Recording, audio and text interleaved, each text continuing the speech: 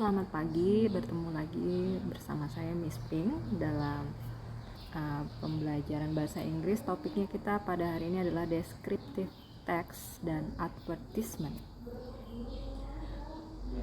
Ya. Nah, struktur dari descriptive text itu kita bilang generic structure. Generic structure-nya adalah ada dua ya. Yang pertama itu identification. Identifikasi adalah di mana di situ ada paragraf pendahuluan berupa gambaran umum tentang suatu topik. Jadi kita misalnya ingin membahas suatu objek wisata, jadi objek wisata secara umum itu kita jabarkan, kita jelaskan. Setelah itu di paragraf selanjutnya 2, 3 dan setelahnya ada description atau deskripsi, adalah berisi ciri-ciri khusus yang dimiliki benda, tempat atau orang yang dideskripsikan, misalnya sifat-sifat, tampilan fisiknya, dan hal lain dituliskan dengan spesifik. Ciri-ciri dari descriptive text itu pertama itu verb, kata kerja yang digunakan yaitu atribut verb seperti to be, am, is, are, ya itu to be pertama. Dan tenses yang digunakan yaitu simple present tense, di mana ada subjek plus kata kerja bentuk pertama. V1 itu artinya verb 1, kata kerja bentuk pertama plus objek. Contoh, my office itu subjek, has itu kata kerja bentuk pertama. Kenapa disebut kata kerja bentuk pertama? Karena belum berubah bentuk. 22 floors itu adalah objeknya. Setelah itu ada subjek plus to be pertama. To be pertama itu am, is, are, ya, tahu ya pasti, plus objek. Nah, subjeknya itu Aska is pretty, is itu to be pertama. Nah, setelah itu pretty adalah objek. Nah, jadi kalau ada kata kerja bentuk pertama, ada to be, am, is, are, ya, itu kita pakai di descriptive text, ya. Jadi jangan ada kata kerja bentuk kedua, misalnya has, jadi had itu kata kerja bentuk kedua, berarti bukan descriptive text. Setelah itu descriptive text menggunakan simple present tense. Itu karena apa? Karena descriptive text menceritakan sebuah fakta dari objek yang dideskripsikan. Ya, jadi kalau kalian ingat pelajaran di kelas 1 tuh simple present tense digunakan untuk menceritakan kejadian sekarang dan suatu kebenaran umum, maksudnya kenyataan umum, hal yang nyata sekarang itu ada gitu ya. Jadi makanya disebut dengan fakta dari objek yang dideskripsikan. Jadi kalau itu bersifat fakta, misalnya the sun arise from the east, misalnya seperti itu. Jadi matahari timbul di timur. Nah, itu bersifat fakta. Hanya fokus pada satu objek tersebut. Nah, ini merupakan contoh dari descriptive text. Itu ada di buku LKS kalian ya. Buku LKS kalian bisa lihat pada halaman 7. Halaman 7 ya di LKS kalian. Jadi seperti yang saya sampaikan tadi sebelumnya, bahwa descriptive text itu punya dua komponen. Yang pertama paragraph identification dan yang kedua description. Cuman dua itu saja. Di paragraph identification itu merupakan pendahuluan dari objek yang mau kita jelaskan. Kalau di sini kan tentang Singapura ya. Singapura itu negara. Nah, kita mau menjelaskan Singapura, negara Singapura itu seperti apa. Jadi di paragraph identification itu menjelaskan Singapura secara umum. Singapore is an island city of about 4 million people. It's a beautiful city with lots of parks and open spaces. It's also a clean city. Jadi Singapura itu adalah kota di mana penduduknya sekitar 4 juta ya. It's a beautiful city. Jadi kota yang sangat indah dengan lots of park and open spaces ya. It's also a clean city, dan juga kota yang bersih. Setelah itu ada description, di mana ada 2 paragraf di sini. Dia menjelaskan most of people live in high-rise flats in different parts of the island. The business district is very modern dan bla bla bla bla ya.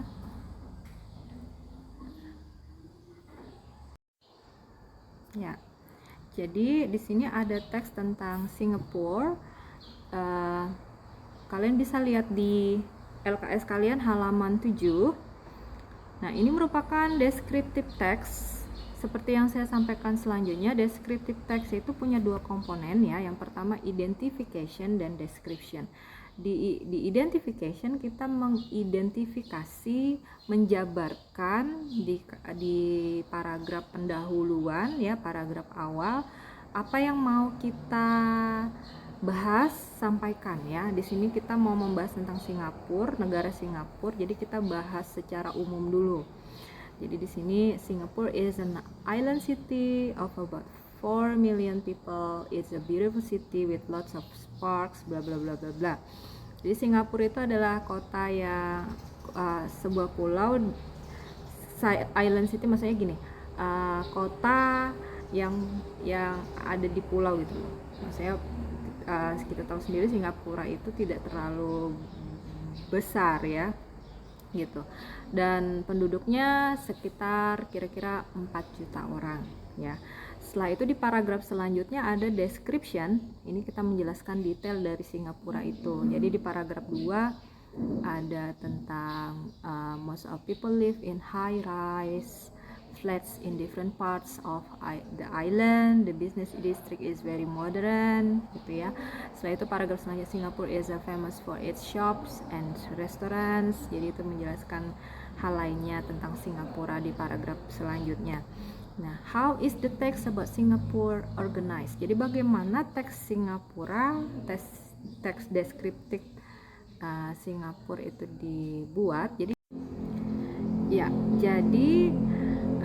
how is the text about Singapore organized? Bagaimana teks Singapura dibuat? Jadi pertama yang harus kita lakukan adalah when you describe a place, a person, or a thing, we better start with identification. Jadi ketika kamu ingin mendeskripsikan satu tempat, orang, atau benda, jadi lebih baik dengan identifikasi ya, tadi di paragraf pertama.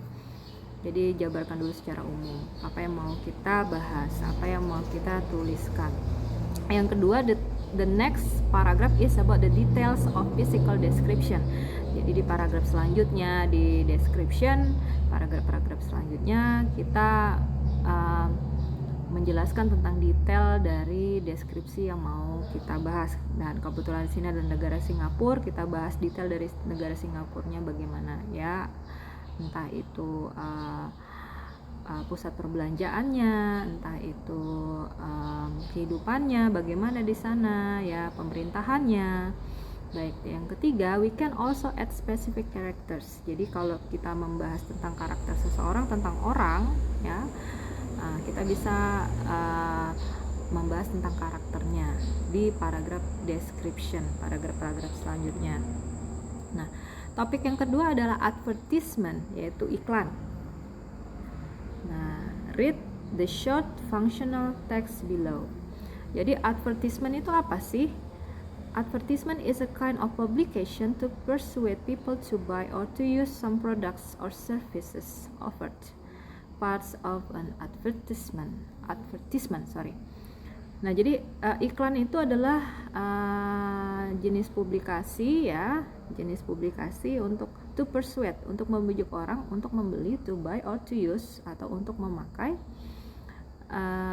beberapa produk atau service yang ditawarkan. Jadi iklan itu bisa bersifat menawarkan produk, bisa menawarkan service, misalnya service cleaning laundry gitu ya, service mencuci pakaian, atau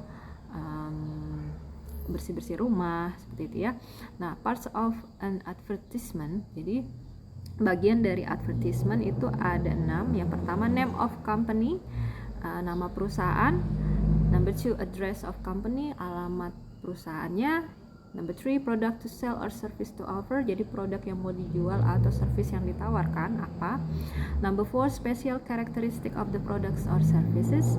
Spesial karakter dari produk atau layanan ya yang mau kita tawarkan. Number 5, pictures of the company's owner. Tentu saja gambar dari pemilik perusahaan ya. Number 6, phone number. Telepon ini sangat penting sekali. Bagaimana kalau misalnya ada customer yang ingin memakai jasa kita atau membeli produk kita, makanya kita harus cantumkan phone number.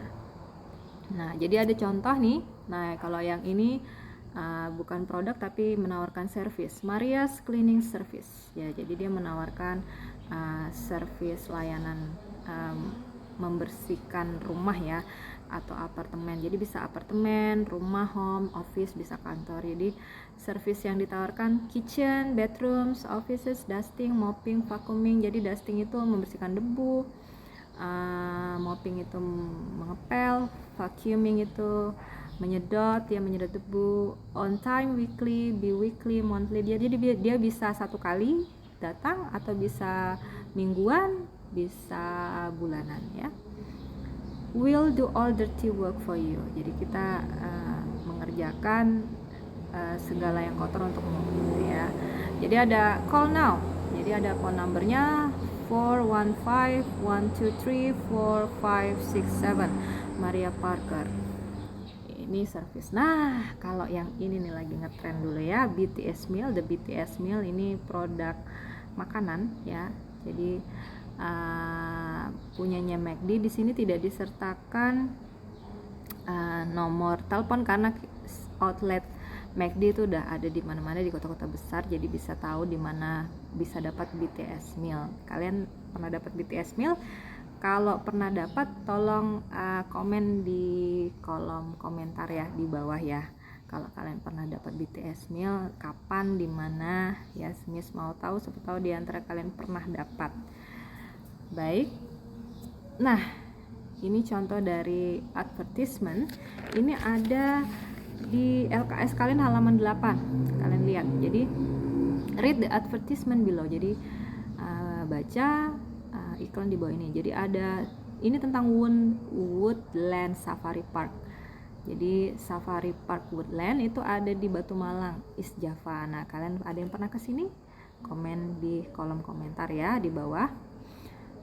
Kolom komentar di bawah, di komen kalau kalian pernah kesini. Jadi ada harga tiket untuk orang dewasa dan anak-anak, terus jam bukanya, open hoursnya jadi dari jam 9 sampai jam 6 sore, dan kapan bukanya, Monday to Sunday. Featuresnya yang ditawarkan ada zoo, tentu saja. Zoo itu kebun binatang, animal attraction, jungle trekking, games, restoran, dan souvenir shop. Terus ada amusement park, itu ada di Adi Sucipto Street Magelang, Central Java ya. Tiketnya berapa sudah ada di sana, tertera ya. Open hoursnya kapan bukanya, jam 10 pagi sampai jam 9 malam. Friday to Sunday yang ditawarkan featuresnya adalah modern games, water games, show house, dan souvenir shop. Ya, exercise-nya ya. Kalian buka LKS halaman 9 sampai dengan 10. Nah, ada tas 2 ya. Kalian lengkapi kalimat dengan kata-kata yang ada di tabel. Ada kata-kata yang di sebelah kanan di tabel itu kalian masukkan ke dalam kalimat yang masih ada titik-titiknya. Nah, terus tas 3 itu menjawab pertanyaan berdasarkan teks di tas 2. Jadi kalau tas 2 sudah kalian kerjakan, tas 3 kalian jawab pertanyaannya berdasarkan tas 2 tadi. Setelah itu tas 4 mendeskripsikan tempat-tempat menarik dalam bahasa Inggris, membuat descriptive text ini ya. Contohnya yang pertama itu tas 4 itu ada Kuta Beach, Pantai Kuta. Jadi di sana yang kalian deskripsikan tentu saja yang berhubungan dengan Bali. Yang pertama di paragraph identification itu Bali itu apa sih ya. Jadi kalian bisa buka Google Bali itu apa, ditranslatekan ke bahasa Inggris. Bali itu secara umum seperti apa, itu di paragraf 1 identification. Setelah itu very famous in the world, white beach, white sand, beautiful sunset. Jadi ini karakteristik dari Bali, terkenal di dunia, pantainya besar ya, lebar-lebar, terus white sand, ada pantai yang berpasir putih ya, terus beautiful sunset, dan tentu saja sunsetnya itu indah ya. Dan ini komponen-komponen dari paragraf selanjutnya di paragraf description yang bisa kalian deskripsikan. Kalian bisa buka Google Translate, bisa buka Google kalian ya, cari di sana tentang Bali, kalian buat paragrafnya. Tidak usah banyak, mungkin 2 paragraf, 3 paragraf cukup ya. Tuliskan di buku tulis, setelah itu dipoto, kirimkan melalui Google Classroom atau melalui WA pribadi saya ya. Selamat pagi, selamat mengerjakan. Selamat pagi, selamat mengerjakan ya. Sampai jumpa.